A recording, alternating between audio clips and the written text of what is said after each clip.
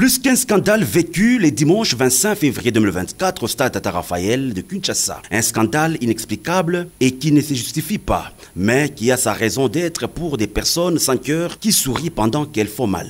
Tenez, alors que le stade martyr de la Pentecôte de Kinshasa est resté jusqu'à nouvel ordre strictement interdit à l'organisation du match de la Ligue nationale de football, le stade de Tata Raphaël, la seule solution palliative est aussi frappée de mêmes mesures d'interdiction. La décision est de la gestionnaire du vieux temple de football, Madame Lady Bouira Iyungu. Pour preuve, toutes les 3 rencontres prévues pour le dimanche 25 février 2024 n'ont pas eu lieu.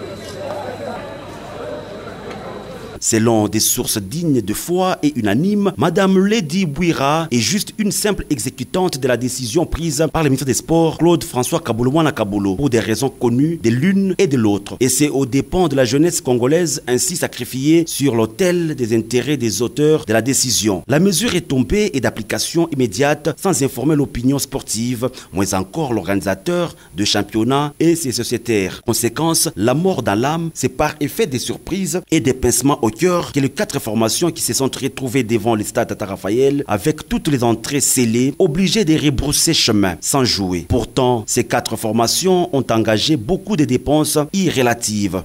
Bien arrivé ici, nous trouvons que le stade est verrouillé. Nous ne connaissons pas les raisons pour lesquelles le stade est verrouillé. D'ailleurs, je venais à peine d'arriver avec les joueurs. Je suis sorti du bus avec les joueurs. Mais nous n'avons pas eu le temps d'entrer au stade puisque le stade est verrouillé. Ce sont des manquements graves pour notre sport congolais. Nous qui sommes les animateurs du sport, nous regrettons infiniment pour les gens qui nous dirigent au niveau du ministère du sport, au niveau du stade, des gestionnaires. Ils ne peuvent pas prendre une décision unilatérale sans les consentements de parties prenantes.